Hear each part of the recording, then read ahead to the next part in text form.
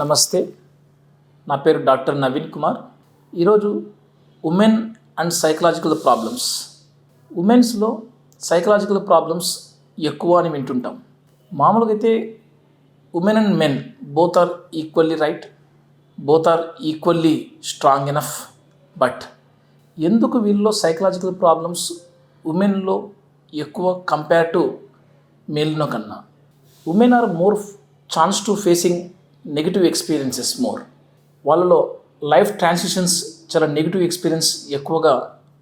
మనం pregnancy, menstrual cycles decide చేసే progesterone, estrogen hormones fluctuation ఎక్కువగా ఉంటుంది వాళ్ళలో. చైల్డ్ బర్త్ తర్వాత లాక్టేషన్ టైమ్స్, అన్ఎంప్లాయ్మెంట్, పావర్టీతో ఉన్న వాళ్ళలో ఎక్కువగా ఛాన్సెస్ సైకలాజికల్ ప్రాబ్లమ్స్ మనం ఎక్కువ చూస్తుంటాం. మరీ ముఖ్యంగా మల్టీ టాస్కింగ్ చేసే లేడీస్లో, అంటే వీళ్ళలో ఎమోషనల్ ఎగ్జాషన్ ఎక్కువ వచ్చే ఛాన్సెస్ ఎక్కువ ఉంటాయి. అంటే ఈ నెగిటివ్ లైఫ్ ఎక్స్పీరియన్సెసే వీళ్ళలో ఎక్కువగా సైకలాజికల్ ప్రాబ్లమ్స్ ప్రోన్ చేసేలాగా ఉంటాయి.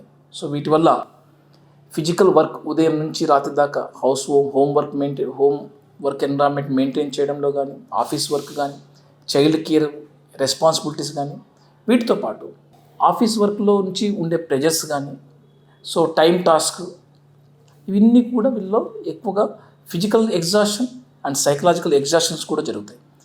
సో కొందరిలో స్లీప్ ప్రాబ్లమ్స్ దగ్గర నుంచి, యాంగ్జైటీ ప్రాబ్లమ్స్ దగ్గర నుంచి చాలా కామన్గా డిప్రెషన్ డిజార్డర్స్ ఈ మధ్యకాలం చూస్తుంటాం. కొందరిలో ఈ యాంగ్జైటీ, డిప్రెసివ్ డిజార్డర్స్ కొందరికి అడ్జస్ట్మెంట్ ఇష్యూస్ చాలా సివియర్గా చేయడం వల్ల సూసైడల్ బిహేవియర్స్ కూడా ఎక్కువగా మనం నోట్ చేస్తుంటాం. ఈ సైకలాజికల్ ప్రాబ్లమ్స్ మెన్తో కంపేర్ చేస్తే ఉమెన్లో కాస్త ఎక్కువగానే ఉన్నమాట వాస్తవం. తర్వాత వీటిని హ్యాండిల్ చేయడంలో కూడా ఉమెన్ సెంట్రిక్ సర్వీసెస్ మనం ఇంపార్టెంట్గా చూసుకోవాలి. Thank you.